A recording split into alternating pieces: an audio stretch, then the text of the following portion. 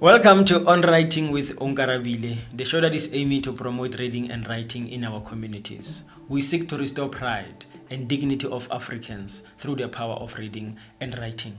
Ladies and gentlemen, please do subscribe to Nolu Unlimited Multimedia. Like and share this following inspirational conversation. Today on our show, we have Joseph Mofokeng, who is going to share more on what he's doing to promote reading and writing through poetry, one of my favorite subjects. Mr. Mofokeng, thank you, sir, for coming to our show, and you are very welcome. Thank you so much, sir. Yes. Let's hear, ke mang Ntate Mofokeng, o tswa ko kae, o holetse kae, o etsang Ntate Mofokeng to promote reading and writing? Oh, Ntate Mofokeng o hlaetse Freistata, Metsimaholo, ke mahlaetseng teng a holela ko teng a tla mo Gauteng ka baka la sekolo. Ithutela dithuto tsa BA, Bachelor of Arts degree and honors. Ho qadile ho ngola ntse ke le sekolo. Tse kena sekolo ke le motho a ratang dithotokiso haholo. Yeah. Okay. Ntate Mofokeng, your love of writing, I mean, you are an author, mostly you write poems. Yes. Mainly we have a lot of people who write, fiction, who write non-fiction inspirational books, self-help books, like myself. But people who write poems, we don't, since ke feletsa di poem ke le sekolong, when I was at school. Okay. But I've not taken a book or seen a book rather of someone writing about poems, especially South African. So tell us about your journey. Where did you start? Or what inspired you to write poems instead of fiction or self-help books? I think poetry is more of a deep content or something. When you write poetry, it's deep. You don't use simple words. Okay. Sometimes you use deep words that people have to go and find what does the meaning of that word. So the love, as I said, it started when I was still at school. I love poetry. I didn't think of writing anything beside poetry. I do write stories for kids, but I'm basically on poetry. Okay. Yes. Yeah, I mean, so do we have people today, like as I've said, since the poem e go sekolong, do we have people that read poems? Like There are many people that read poem. There are many. I was inspired by the late Professor Lenake and by Dr. K.P. Mapalla. Those are the people, when I read their books, I get the inspiration and I see the style that they're using, how to write poetry. Unfortunately, Professor, I spent almost 3 or 4 years before he passed away. So I was there when he workshop people, I was listening and then ask questions, and then that's why I get the more motivation. And then he told me, there's no way that you can only sell books when you are writing in English or other languages. Even our own language, you can still make money. So, okay. Now, as like you said, there are people who are reading poems. What do we learn from? Because obviously, okay, if I write a self-help book, like myself, and I write a book titled Master Writing, how to write, publish, and sell your book. Obviously, I know as a reader, immediately when you see the book, that you're going to learn about how to write a book. Maybe you've been wanting to write a book, but you don't know where and how, where to go. But now you see a book written by Onkarabile, Master Writing, how to write. Obviously, you know that, okay, I'm going to learn about writing a book. So when it comes to poems or poetry, what is it that people will learn when one read a poem? Let me say a poetry or a poem have emotion, have feeling. As much as you will read a different book or a different story, a poem also have the same thing, because you don't just write for the sake of writing. You write because sometimes you have experienced certain things, sometimes you have seen them, sometimes you observe them, sometimes you went through them. So that's where the emotion comes in. I think even if you can read my poem, you don't just read, you will understand what I'm talking about. I wrote a poem about Tulima Tonsela. The first two lines, you will understand who Tulima Tonsela is and where does it come from. Okay. Yes. Okay. So literally, when it comes to even poetry, you can write about anything. Yes. Definitely. You can Throw a write. message. Yeah, the message will go to. So how is it different with like a non-fiction book? How is it different that? Okay, because I know a poem obviously is shorter. Most of the time it's maybe 4 paragraphs, and then you are finished with that one. Then you read the other one. So in that short paragraphs, how do you get the whole message? I think you need to. I as much as I love my craft, before I write, I will sit down and draft a point that I wanted to put. My intro, like you write the intro, your body, and your conclusion.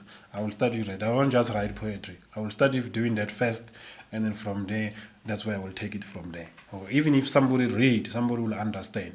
Sia Kolisi was born in Ibai, the family, the parents and stuff, where did he attend school. I have already given you the information. Now I've given him his career. Now career and then what career goals and then achievement, where he is now. Then that's how I do poetry.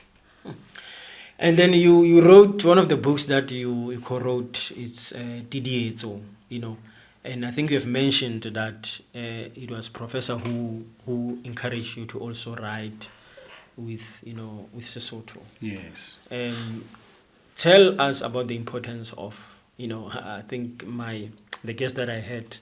One of the guests that I had, we also spoke about the importance of reading and writing in our own mother tongue. Now, you yourself, after the professor told you about the importance of writing in Sesotho, apart from making money, what did you see the importance of writing in Sesotho? I think the love of who I am. Yes, we went to school to study, we have degrees, but those degrees, they will never change who we are. I'm a Lesotho speaking. I will never be an American. Not even if I can have whatever degree or PhD, I will never change. My mother tongue is a Southern Sotho, so I must be proud of who I am. So that's why I will aim and I will feel. Even if when I write a story, I don't write a story without putting Sesotho on that because I feel like, hey, no, English too much. Let me put my mother tongue so that somebody can understand who I am. Okay. Yes. And towards the readers, how is it important to the readers as well? I think if we can stick to our own, it's political things or it's something that we find it's happening. But if you can say, ke Mosotho, I speak Sesotho, ke Zebua Sezulu, ke Zebua Sexhosa, and then we stick to that. We will understand each other much better than we speak English.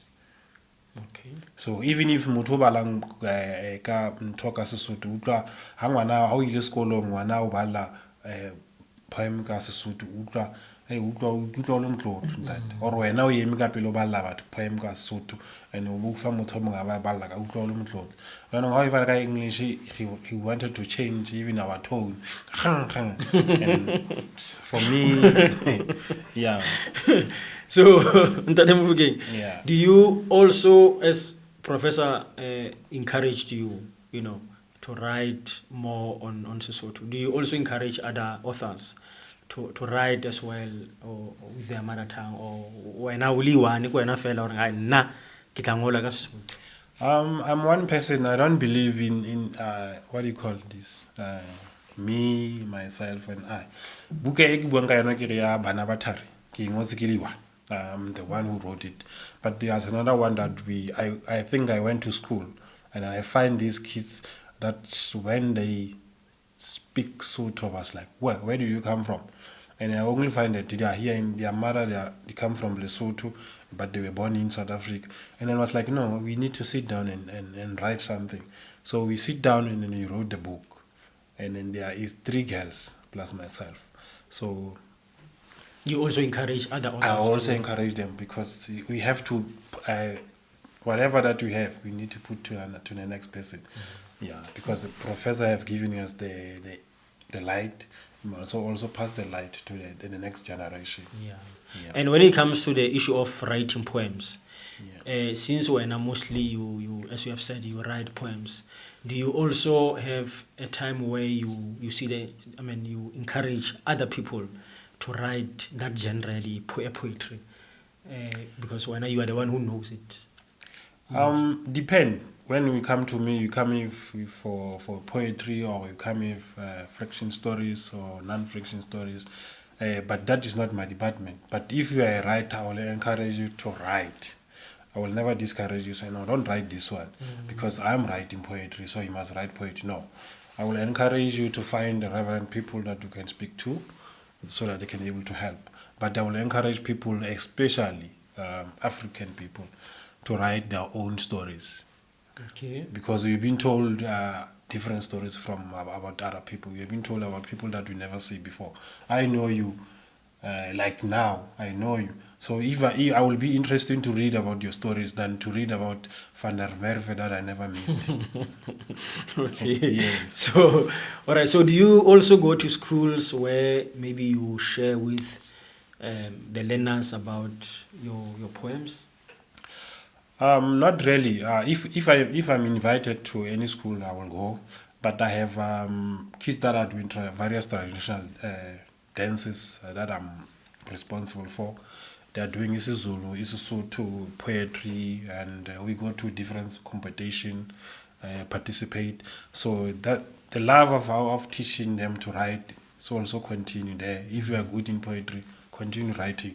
If you are good in writing this, continue doing this. Okay. Yes. And on the same note, do you perhaps, take your book or adapt your book into presentations, whereby, because I remember at schools we used to read the poems and also present them. You will read and then you'll have to, know that poem by head. Then you stand in front of the class and then you will present your poems. So do you perhaps have that way of you taking your poems and presenting them like live? Yeah, before you talk to people, you need to tell them who you are. I will tell them ke Mofokeng wa serole se lapa, motho wa mula le motlotlo.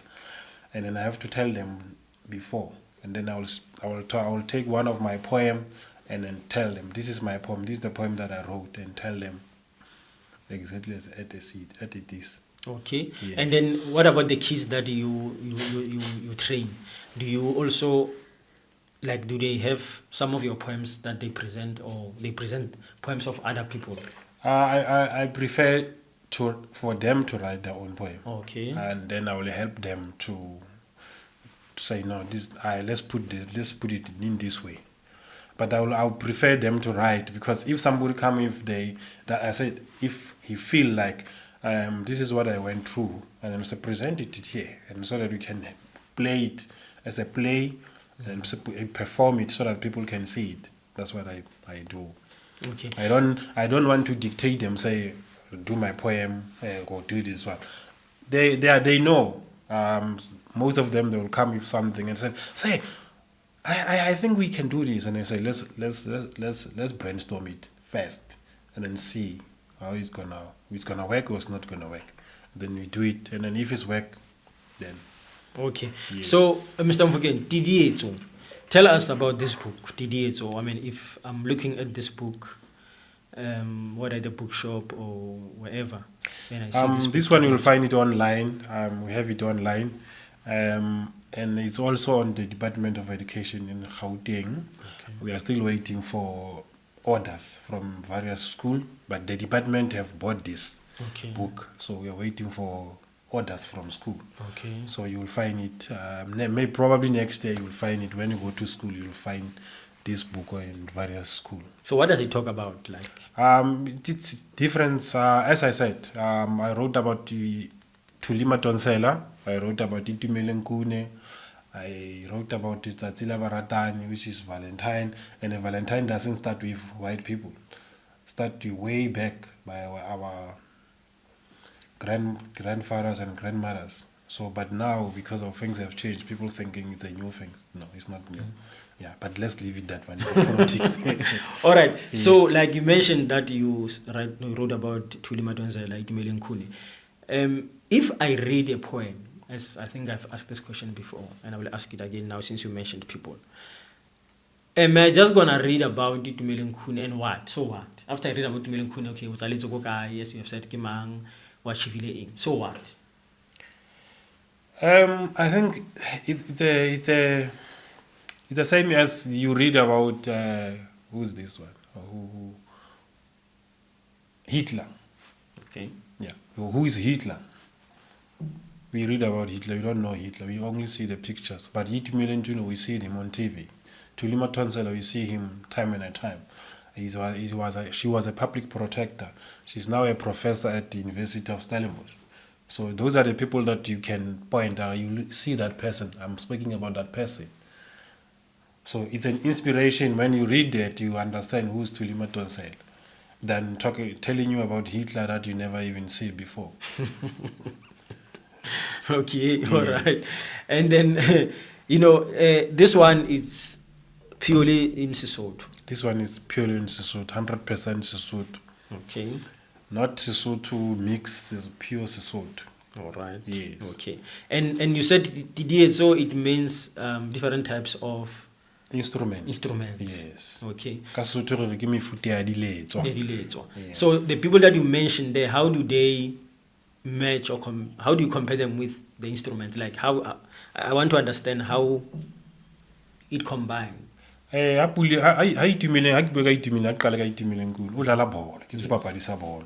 And in English you say he's a player. Yeah. But when he's in the field of play, what sound do you hear from the fan? Yeah. Supporting. You hear any sound from the stadium. Fufuzela, blow whistle. Those are the kind of things that we spoke about when you say delay. You see, we go to stadium, you see all kind of instruments that people brought to stadium. That's who we are. We don't watch football like English Premier League. We sit down and then we clap hands. No, we sing. We do all kind of things. So all right, Mr. Mofokeng. Such a wonderful title.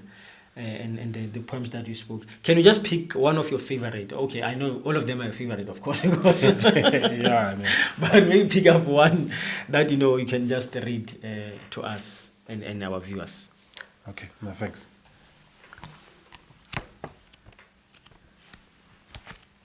Which one do you actually? There are many. There are many. Okay, because when I say favorite, then it's like now others are not favorite. That is why I'm saying let me leave the word favorite. Okay, I will read this one. Say usijetse. Ulimpeche uhloka mala umjodi ositun sesiphatswa. Udumeka leshano le ditshele. Umogabo wa leleme la hao. Le qabantse bana ba mmala wa sebilo. Baena ka jeno ba supana ka menwana. Ka baka la seo o se jetseng ngwaneso. Ka jeno batho ke dikodimane sepetlele ho apolwa ho apeswa batho balla ba itsutlunya ka meno bana ba balla ba supana ka menwana ba itshupa dihloho le matheka le mangwele phamukate ke ena ikene bathong ka baka la lao elelwa mekgwa le tsona diketso tse ntle le tse mpe ha o di etsa tseba hore ka mehla o a jala seo o se jalang o tla se kotula o tla kotula tse ntle le tse mpe seo o se jetseng ke seo o tla se kotula. If I know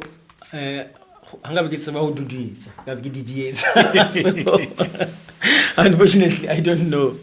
That is a very good and informative. It goes back to the question that I asked earlier. And now when I'm listening to you reciting this poem, I'm now getting my answer when I said, what do you learn when you read poems? Because now I myself, I'm a reader of the Bible. And when I listen to you, I remember the scripture that says there is power in your tongue, power of life and death. And when I'm listening to this poem, and you'll explain it, to our viewers, but when I'm listening to this poem, it speaks about the power of words, how that person or the particular person that the poem is talking about has killed people because of her own words, But please, let me not take your message. Please share with us, the viewers, just briefly, what does this poem mean? Well, self-suggesting simply means that there are people who don't want to see other people doing good things. They will go, even in our family, they will say, Onkarabile said this. When they meet this one, they say, no, Onkarabile said this. So they will go around, and when you see them, you don't know who their colors is. It's like limpet, chameleon. Mm-hmm. When you sit here, it's red. When you sit here, it's green. When you sit there, it's white. They are like that. So you never know their colors. So that's simple, the poetry. They plant a lot of lies around. So am I right when I say it also speaks about the power of words? Yes. Yes. No, Mr. Mofokeng, thank you so much. This is very inspiring indeed. It's especially the issue of writing. That one I support, writing, on our mother tongue. I think it's very important that we even encourage, the next generation, like what you are doing. The dance group that you have, where you encourage them also to write whatever they come up, their stories, but mostly you encourage them to write with their own mother tongue. I think that one we support. And also what I like is that your book has been recommended to the Department of Education. Yes. I think, they also need more books on our mother tongue. So we really need to encourage and support that. So thank you so much for sharing that information. Any last words to our viewers? I think we need to be proud for who we are. Let us not look anywhere, but look into ourselves, and then that we are African, and that we need to celebrate who we are. That's what I can say. Thank you so much. Thank you so much. Ladies and gentlemen, you are watching On Writing with Onkarabile, the show that is aiming to promote reading and writing in our communities. Please don't forget to subscribe to Nolu Unlimited Multimedia. Like and share this inspirational conversation. Thank you so much.